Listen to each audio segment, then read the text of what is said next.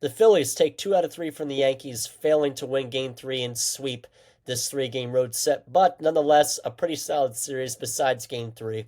I'm Coy Camiscioli here, Philly Sports Talk, going to break down all three games for you and talk about their upcoming series against the Sox. Well, the White Sox now. So, we'll talk about Game 3 for a second. So, this whole series is actually pretty good. Well, the first two games pretty good. Game 3 was very lackluster.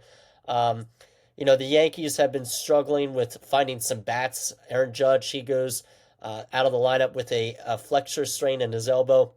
So they were really missing some power. Then they go trade for Ryan McMahon, who shows up in this series in Game 3. He gets player of the game, goes 2 for 3 with 2 RBIs with a big hit.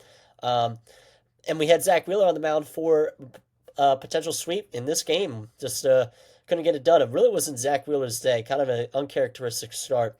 He goes 5 2/3 innings pitched, 4 runs off of 5 hits, 8 strikeouts, a couple walks. So not his best start by any means. Sorry with the rainer, but the Phillies also didn't hit in this game. It was only a 4-3 game, so the bullpen actually didn't do bad. It was just Tanner Banks for an inning and a third, and Matt Strahm for an inning, and they both threw scoreless innings. The team just didn't hit. 5 total hits, but the lineup has been hitting recently very well. The first 2 games of the series and against the Red Sox a little bit at the back end of that series.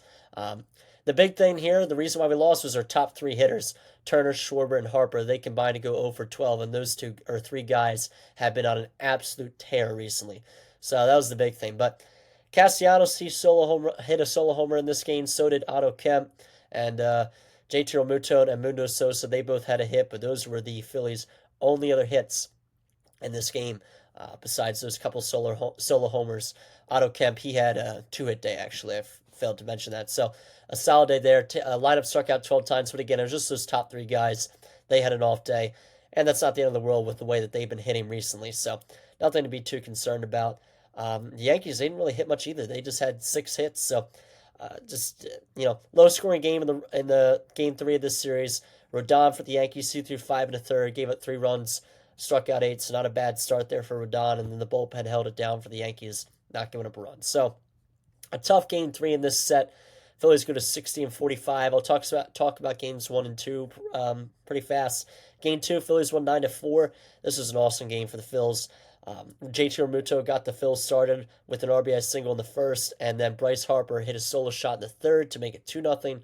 Phillies tacked on a few more in the fourth to make it 4-0. And the Yanks were threatening in the fourth with some runners on, but Bryce Harper made a really great play to save a run. And Trey Turner, then he had an RBI double in the fifth.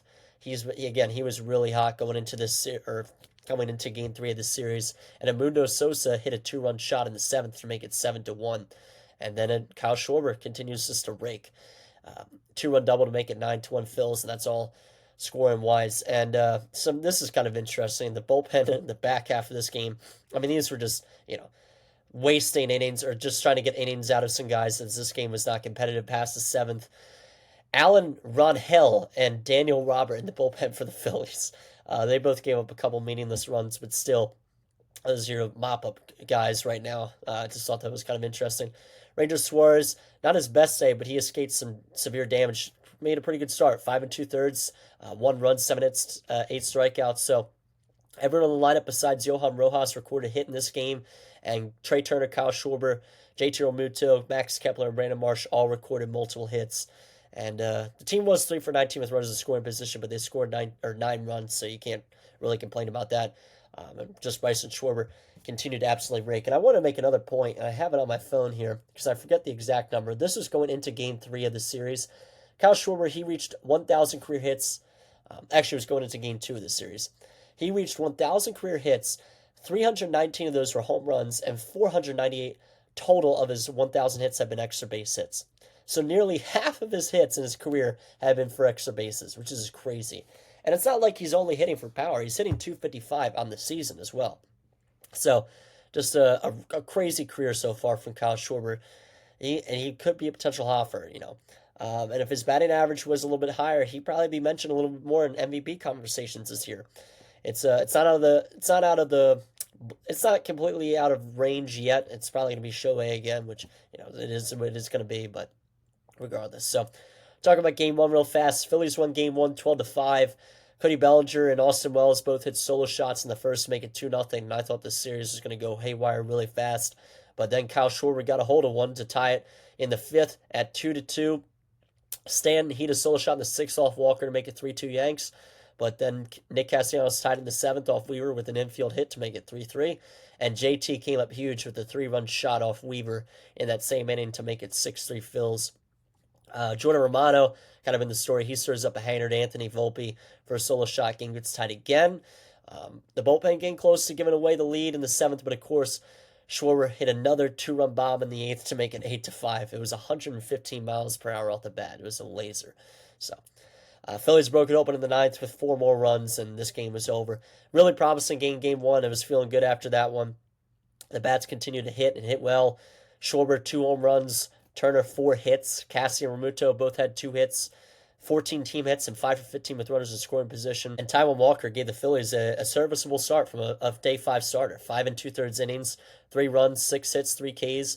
Gave up 3 home runs, so it got to limit the long ball, but still not a bad start there from a day 5 starter. You can live with that. And really the only blemish in the bullpen was Jordan Romano, which has been a common theme unfortunately, but still.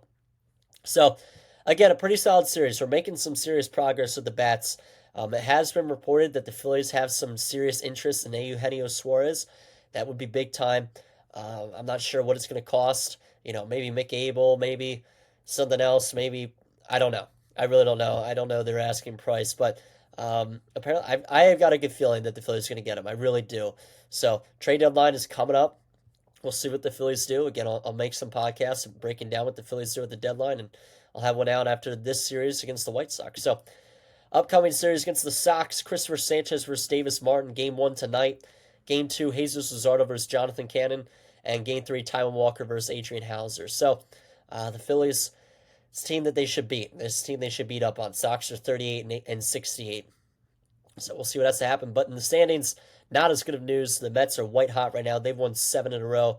They're doing pretty good. They're at 62 and 44. Phillies are a game and a half out at 60 and 45. So the division is still well within play, but the Mets are getting hot at the right time, and the Phillies are going to need to counter that. So a couple good series here from the Phillies. So it's not like they're going to be losing too much ground, but they need to pick it up a little bit more.